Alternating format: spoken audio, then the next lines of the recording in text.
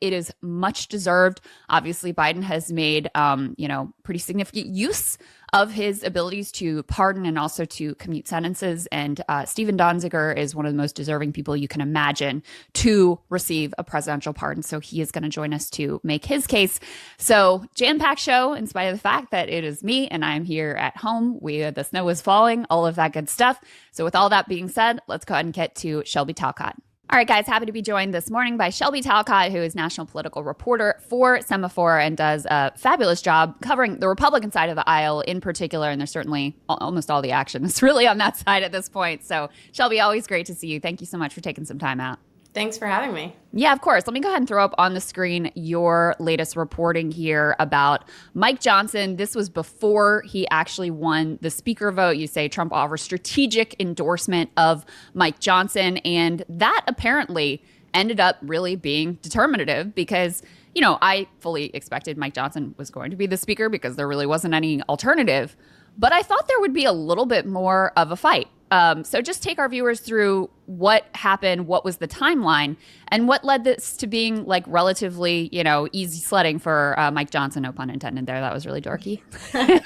Yeah, so at the end of last year, remember, just a few weeks ago, there was a big to-do about the spending bill when Donald Trump came in and essentially blew it up by saying that he wanted Republicans to address the debt ceiling before he took office. Now, notably, what ended up happening was a much smaller bill passed without Donald Trump's debt ceiling demand, and that really frustrated Donald Trump and a lot of Republican allies to Donald Trump.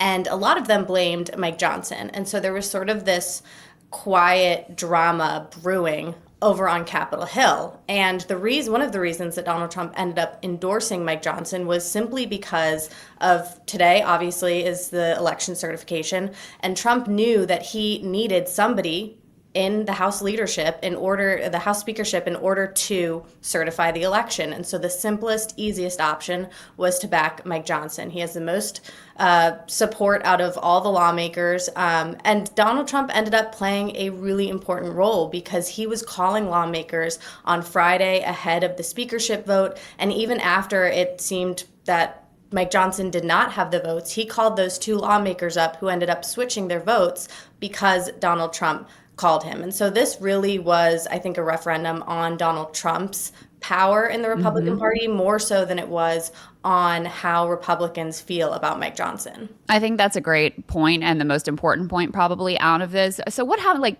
Thomas Massie was saying he was a no, Chip Roy was making a lot of noises like he was a no. These are two that, tend to be really ideologically sort of cut from that Tea Party mold, very committed to lowering the debt and the deficit and all of these sorts of things. Did they get anything out of this, or did they just decide there's no real alternative and Trump wants us to go in this direction and we got to get this election certified, so we're just going to go along to get along?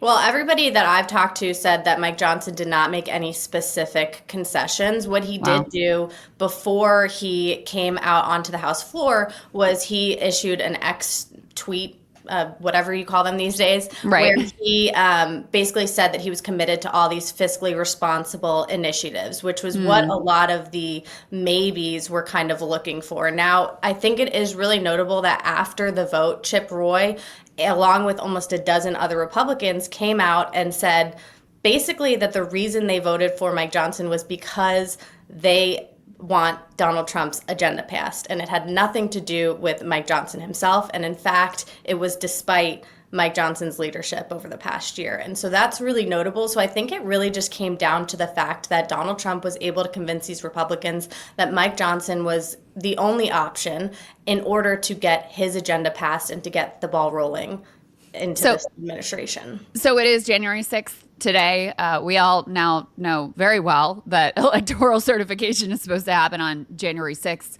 I'm out in King George County, Virginia, about an hour and a half outside of D.C. We've probably got about 3 or 4 inches on the ground right now. The snow is still falling quite steadily. Are these lawmakers who I was saying, quite seriously to you earlier, many of them are aged. Many of them have trouble getting around the Capitol in the best of times. We saw Virginia Fox take a nasty fall last week. Are they going to come in and certify this election? How is that all going to work? Yeah, I mean, I'm looking outside my window right now in D.C., and it is exactly the same. It is definitely, we are snowed in. But despite that, there are no plans to push things back. The election is supposed to be certified today. That is what Donald Trump wants. That is what the rules are. And so I think lawmakers are going to do their very best to get into town. Now, I know there was some concern about lawmakers who had left town or were told not to leave town and might have left town. So it's going to be really interesting to see who manages to get in. But I do think that every initiative is being made in order to make sure that lawmakers are able to enter the Capitol today. Gotcha. So the two sort of big early agenda items for the Trump administration are, you mentioned the one dealing with the debt ceiling, and then the extension of the Tax Cuts and Jobs Act, which was the big, tax cut from Trump's first administration. Largely goes to the wealthy. Has been a big priority and something he really significantly campaigned on. They're also talking of wrapping in a bunch of other stuff in a large reconciliation bill. But let's start with the debt ceiling. That I would ask you what might go into that reconciliation bill and what you've learned there.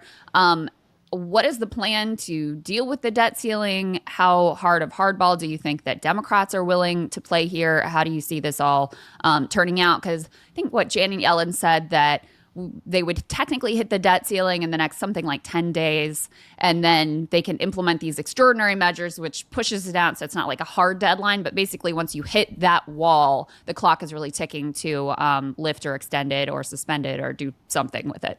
Remember, Donald Trump wanted this addressed before he took office. That clearly seems like it's not going to happen.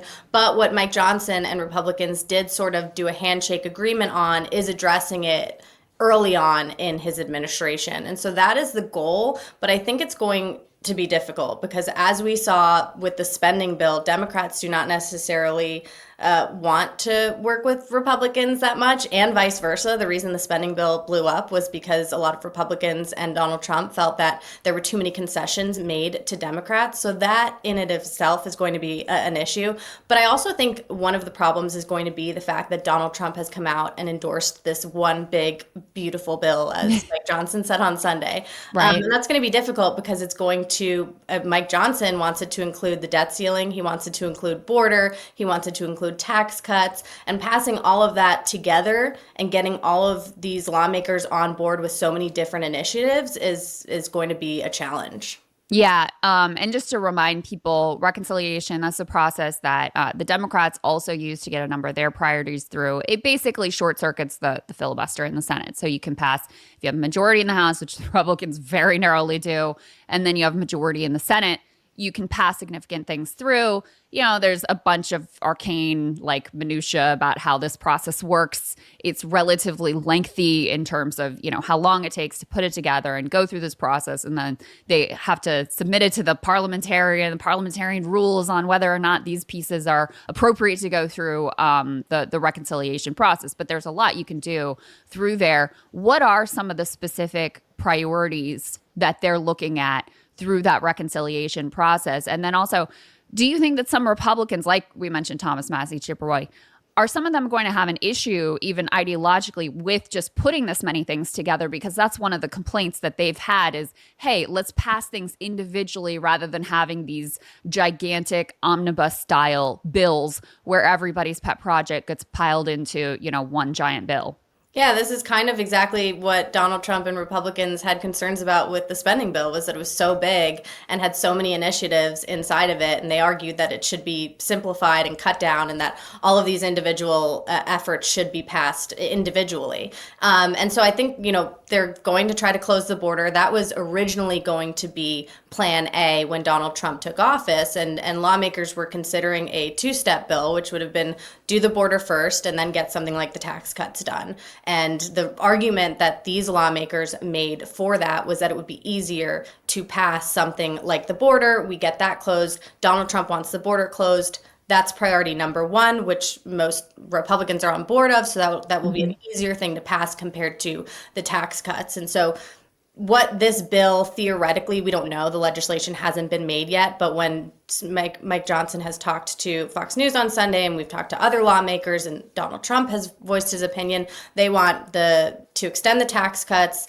and implement some of Donald Trump's new initiatives, like no tax on tips would be included theoretically in this legislation. Closing the border would be included in this legislation, addressing the debt ceiling. So again, this is theoretically a massive package that Donald Trump wants passed very soon into his administration.